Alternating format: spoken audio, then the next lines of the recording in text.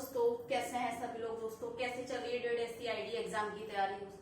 दोस्तों जैसे कि सभी जानते हैं एग्जाम हमारे बहुत ही ज्यादा नजदीक आ चुके हैं, क्योंकि कुछ फ्रेंड्स हो गई है मैसेज आ रहा था मैम हमारे एग्जाम कब से होंगे फर्स्ट ईयर के ना। तो दोस्तों फर्स्ट ईयर के एग्जाम हो सकता है आपको अक्टूबर में आपको डेट मिल जाए और हो सकता है दिसंबर फर्स्ट वीक से आपके एग्जाम स्टार्ट हो जाए। ठीक है, बाकी आज का जो हमारा टॉपिक रहेगा पेपर फर्स्ट से रहेगा।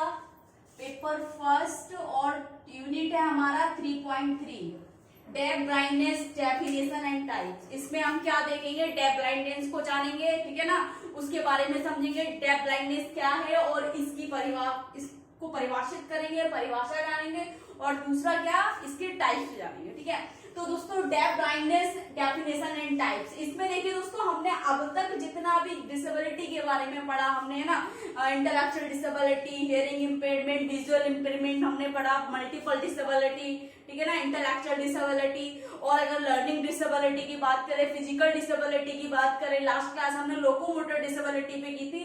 लेकिन आज का जो है कुछ अलग है, सभी कंडीशन से आज की जो कंडीशन है कुछ अलग है। ठीक है ना दोस्तों, जो कि हमें नॉर्मल व्यक्तियों में भी कहीं ना कहीं ये स्थिति देखने को मिलती है। लेकिन टॉपिक रहेगा हमारा डेफ ब्लाइंडनेस। अब देखिए दोस्तों डेफ ब्लाइंडनेस क्या है, इससे संबंधित टॉपिक अगर आपको एग्जाम में आएगा तो बधिरता को समझाते हुए, उसको परिभाषित करते हुए एवं प्रकारों को विस्तार पूर्वक समझाइए, इस तरीके से आपका एक क्वेश्चन आ सकता है। 10 नंबर में भी आ सकता है, 5 नंबर में भी पूछ सकता है। अगर हम बात करें इसके टाइप्स का तो 2 नंबर में वो केवल टाइप्स के नाम पूछ सकता है, कौन कौन से प्रकार है उनके नाम बताइए, है ना, कारण पूछ सकता है इसके। ठीक है, तो दोस्तों सबसे पहले हम समझेंगे डेफ ब्लाइंडनेस को।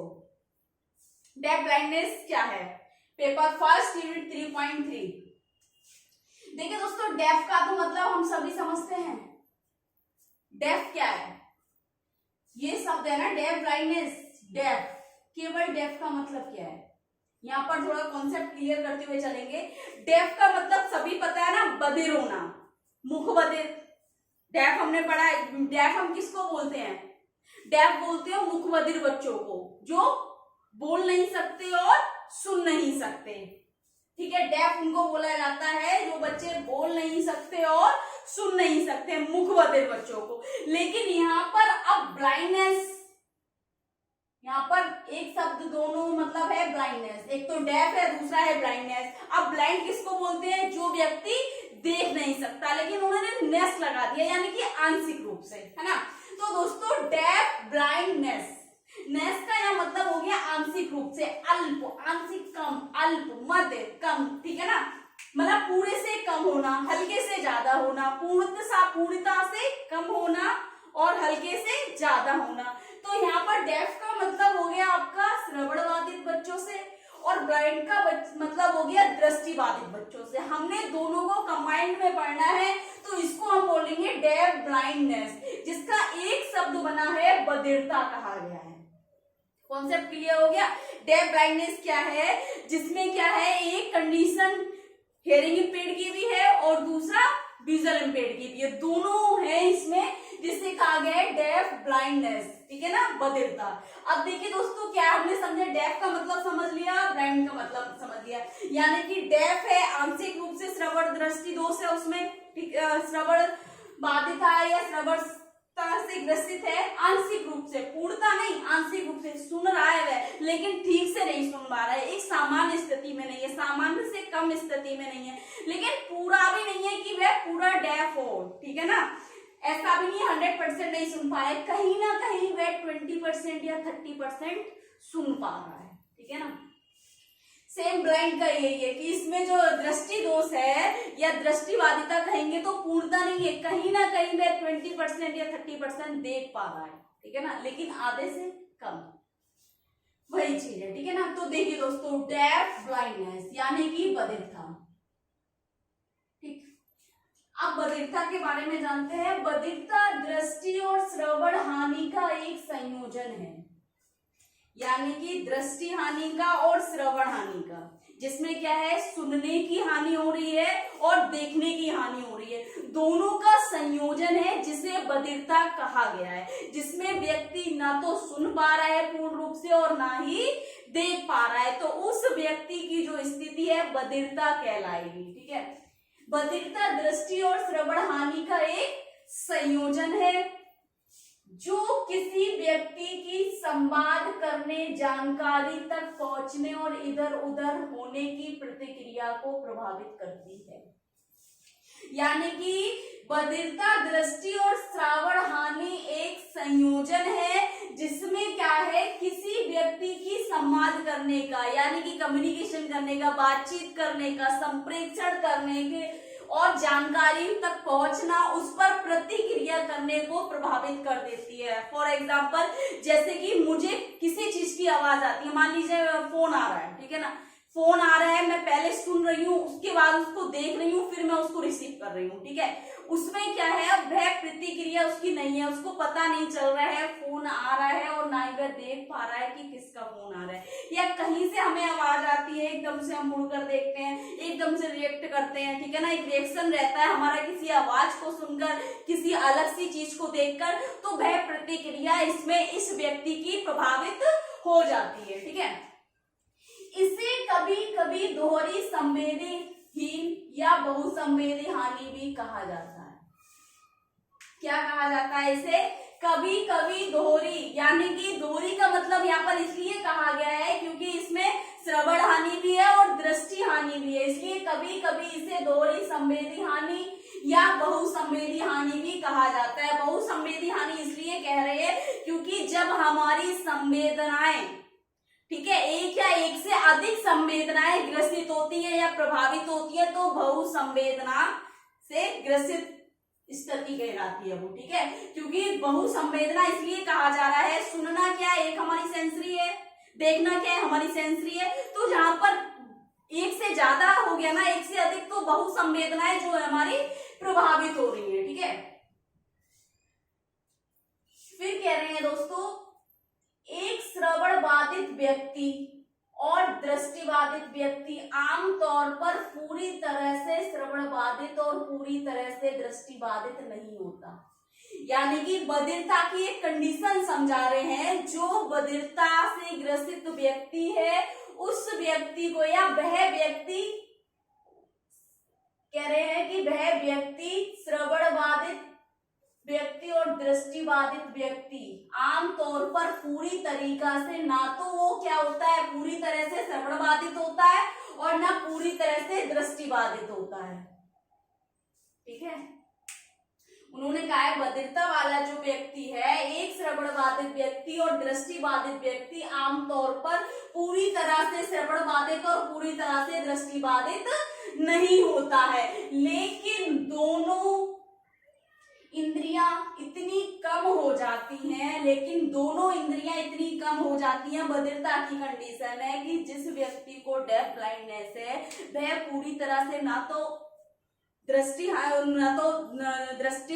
बाधित होता है और ना ही श्रवण बाधित होता है, लेकिन दोनों इंद्रियां इतनी प्रभावित हो जाती हैं या इतनी कम हो जाती हैं या उनकी शक्तिहीन हो जाती है या क्षीण हो जाती हैं कि रोजमर्रा की जिंदगी में महत्वपूर्ण कठिनाइयों का कारण बन जाता है। यानी कि महत्वपूर्ण कठिनाई से मतलब हो गया रोजमर्रा के उनके कार्य, व्यक्तिगत कौशल हो गए, सामाजिक कौशल हो गए, संज्ञानात्मक कौशल हो गया, भाषा कौशल हो गया, संप्रेक्षण कौशल हो गया, व्यवसायिक कौशल हो गया, शैक्षणिक कौशल हो गया, है ना, ये सभी चीजों के एक कठिनाइयां का कारण बन जाता है बधिरता, ठीक है। फिर कह रहे हैं दोस्तों, सुनवाई हानि और दृष्टि हानि हल्के होने पर भी समस्याएं हो सकती हैं। यानी कि सुनवाई हानि और दृष्टि हानि हल्के होने पर भी, यानी कि किसी व्यक्ति की अगर सुनवाई हानि हो रही है, यानी कि श्रवण हानि हो रही है और दृष्टि हानि हल्की हो रही है, तो भी ये समस्या हो सकती है। और एक तो आमतौर पर एक दूसरे के भरपाई करने में मदद करती है। कैसे? अब ये कह रहे हैं कि सुनवाई हानि और दृष्टि हानि हल्के होने पर भी ये समस्याएं हो सकती हैं और एक आमतौर पर दूसरे की भरपाई करने में मदद करती है, ठीक है ना। डेफ ब्लाइंडनेस गंभीर विकासात्मक देरी का कारण बनती है। अब देखिए यहाँ पर उन्होंने ये एग्जाम्पल इसलिए दिया है, मान लीजिए यहाँ पर एक एग्जाम्पल देते हैं, ये तो हमारी हो गई दृष्टि, ठीक है, ये हमारी हो गया श्रवण, यानी कि सुनवाई और यहाँ देखना हो गया। ठीक है, ये हमारी आंखें। अब देखिए दोस्तों, जहां कहीं ना कहीं अगर हमारी दृष्टि कम है और श्रवण हमारा क्या है, ज्यादा है। ठीक है, अब इसकी ये तो कम है ऑलरेडी, मतलब क्या है, पूर्णता से बहुत कम है, अत्यधिक कम है, और ये भी कम है। लेकिन जब ये इसकी भरपाई करेगा तो ये भी क्या हो जाएगा, यहाँ से इतना कम हो जाएगा। तो ये कंडीशन किस कंडीशन में आ जाएगी, क्योंकि इसकी भरपाई करने के लिए यहाँ से कम हो रहा है, तो दोनों की हानि क्या हो रही है, कमी हो रही है ना। जिससे थोड़ा बहुत वो सुन पाता था वह भी नहीं सुन पाएगा, क्योंकि दृष्टि की भरपाई कर रहा है वो वहां पर। तो वही चीज कह रहे हैं, सुनवाई हानि और दृष्टि हानि हल्की होने पर भी समस्याएं हो सकती हैं, और एक आमतौर पर दूसरे की भरपाई करने में मदद करती है। ठीक है, फिर कह रहे हैं डेफ ब्लाइंडनेस गंभीर विकासात्मक देरी का कारण बनती है। डेफ ब्लाइंडनेस कैसे होता है, इसका कॉजेस क्या है। ठीक है ना, आपको ऑब्जेक्टिव क्वेश्चन में आ जाएगा इसका कॉजेस क्या है। तो इसमें देखो दे रखा है गंभीर विकासात्मक देरी का कारण, यानी कि डेवलपमेंट डिले होना, विकासात्मक देरी होना, यानी कि हमारे विकासात्मक जो पड़ाव हैं उन पड़ाव में किसी भी प्रकार का डिले दिखना। ठीक है, देरी होना। ठीक है, जिससे संज्ञानात्मक विकास यानी कि हमारा कॉग्निटिव, ठीक है ना, सामाजिक विकास कॉग्निटिव डेवलपमेंट हो गया, सोशल डेवलपमेंट हो गया। ठीक है ना, कम्युनिकेशन एंड लैंग्वेज स्किल्स हमारा अधिग्रहण क्या हो रहा है, इसमें प्रभावित हो रहा है।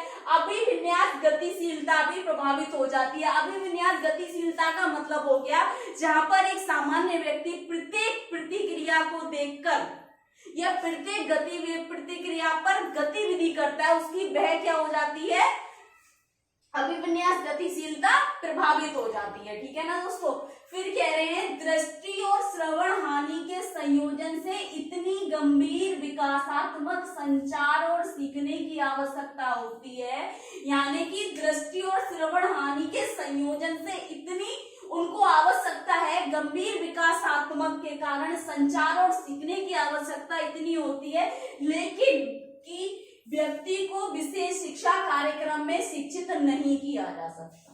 यानी कि ये बच्चे विशेष शिक्षा के कार्यक्रम के अंतर्गत नहीं आ सकते, या आप इनको स्पेशल एजुकेशन के माध्यम से इनकी आवश्यकताओं को पूरा नहीं कर सकते। और कौन सी ऐसी कंडीशन है, यहाँ पर हम बात करेंगे मल्टीपल डिसेबिलिटी में भी यही आता है कि जब बहुत ज्यादा गंभीर समस्या या स्थिति होती है तब उनको भी हम विशेष शिक्षा के कार्यक्रम के अंतर्गत नहीं रख सकते। ठीक है, फिर कह रहे हैं दृष्टि और श्रवण की संवर्ती दुर्बलताओं के परिणाम स्वरूप उनकी विशिष्ट शैक्षिक आवश्यकताओं को पूरा करने के अनुपूरक सहायता की आवश्यकता होती है।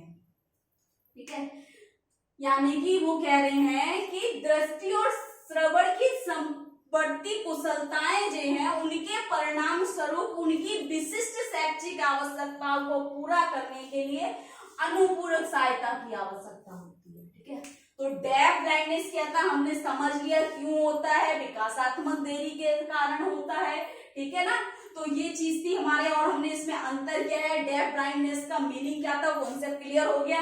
अब बात आती है दोस्तों डेफिनेशन की। डेफिनेशन क्या है इसकी, यूएसए के अनुसार देखिए, अकॉर्डिंग टू यूएसए सहवर्ती श्रवण और दृश्य हानि संयोजन से इस तरह के गंभीर संचार और अन्य विकासात्मक शैक्षिक आवश्यकताओं को बनाता है कि उन्हें विशेष शिक्षा में समायोजित नहीं किया जा सकता, वह स्थिति बधिरता कहलाती है।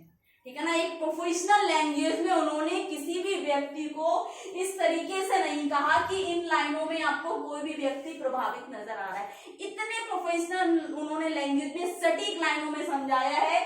सहवर्ती श्रवण और दृश्य हानि और उसका संयोजन कंबाइंड होना है ना, इस तरह के गंभीर संचार और अन्य विकासात्मक शैक्षिक आवश्यकताओं को बनाता है कि उन्हें विशेष शिक्षा के कार्यक्रम में समायोजित नहीं किया जा सकता, और ऐसी कंडीशन बधिरता या डेफ ब्लाइंडनेस कहलाती है। ठीक है, इसके अगर परिभाषित अगर हम एक लाइन में देना चाहेंगे अपने शब्दों में, या हम कह सकते हैं सरल शब्दों में, तो कह सकते हैं आंशिक रूप से दृष्टिहीन और गंभीर रूप से आंशिक रूप से सुनने में अक्षमता को बधिरता कहा जाता है।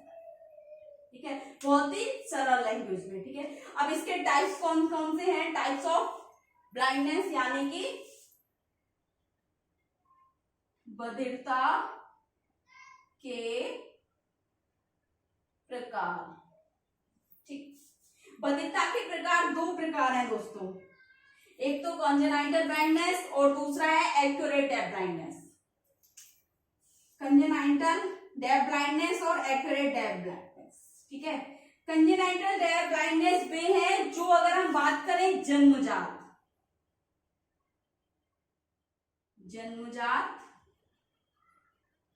ठीक है, और एक्यूरेट ब्लाइंडनेस हो जाता है हमारे जन्म के बाद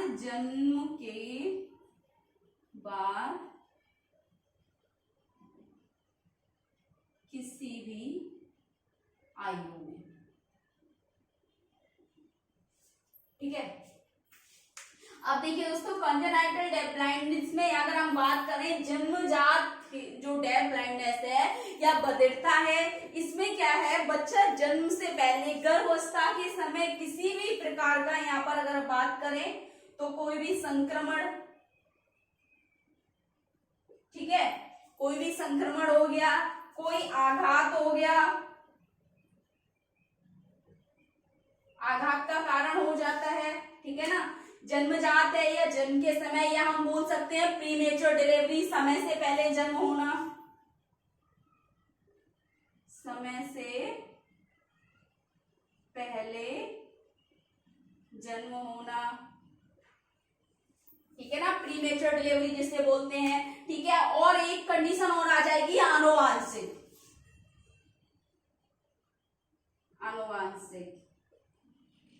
ठीक है, कोई भी जेनेटिक या हेरिडिटरी या जेनेटिक कंडीशन जिसमें आ जाएगा, जिसे कॉन्जेनाइटल डेफ ब्लाइंडनेस कहा जाएगा। अगर इन ये चार कारणों से, ठीक है ना, जन्म से पहले अगर बच्चा डेफ ब्लाइंडनेस है उसको, तो क्या है, जन्मजात के कैटेगरी में रखा जाएगा, जो संक्रमण के कारण हो सकता है, आघात के कारण हो सकता है, समय से पहले जन्म के कारण हो सकता है, और कोई भी जेनेटिक प्रॉब्लम हो सकती है उसको। ठीक है, दूसरा है एक्यूरेट डेफ ब्लाइंडनेस। इसका दूसरा जो प्रकार है दोस्तों, देखिए, जीवन में एक जन्म के बाद किसी भी कारण हो सकता है। ठीक है ना, जन्म के बाद कोई आई फ्लू हो गया मान लीजिए, या उसको ब्रेन ट्यूमर हो गया, उसका प्रभावित क्या है, अंगों पर पड़ता है। कभी कभी हमारी सुनवाई चली जाती है, दृष्टि चली जाती है, जिसमें हम यहाँ कह सकते हैं बीमारी के कारण हो सकता है। और व्यक्ति जैसे जैसे उम्र बढ़ती है उसकी, और कहीं ना कहीं उसके अंगों पर कमजोरी या कमियां आने लगती हैं, तो वृद्धावस्था भी बोल सकते हैं हम। ठीक है ना, वृद्धावस्था, और दुर्घटना भी हो सकती है। कोई भी एक्सीडेंट होने के कारण, मान लीजिए हियरिंग लॉस हुआ, हियरिंग लॉस जब हो गया, लेकिन इसकी भरपाई करने के लिए आंखें है, मतलब आंशिक रूप से हियरिंग लॉस हुआ है, लेकिन दृष्टि क्या है, और ज्यादा उसकी भरपाई करने के साथ साथ क्या है, उसकी दृष्टि भी कम हो जाती है, दृष्टि की भी हानि हो जाती है, तो उस कंडीशन को क्या कहेंगे हम, एक्यूरेट डेफ ब्लाइंडनेस। ठीक है, और जन्म से पहले अगर कोई भी कारण है, जन्म से पहले ही जन्मजात है, तो उसको हम बोलेंगे कॉन्जेनाइटल डेफ ब्लाइंडनेस। ठीक है, तो ये 2 टाइप्स हैं इसके। अगर कुछ समझ नहीं आ रहा है, कुछ डाउट लग रहा है, कुछ पूछना है, कुछ गलत लग रहा है, तो कमेंट बॉक्स में जाके कमेंट करें दोस्तों। ज्यादा से ज्यादा वीडियो लाइक करें, चैनल को सब्सक्राइब कर दें, बेल आइकन को प्रेस कर दें, ताकि नेक्स्ट आने वाली क्लास आप तक पहुंचती रहे दोस्तों। Thank you so much.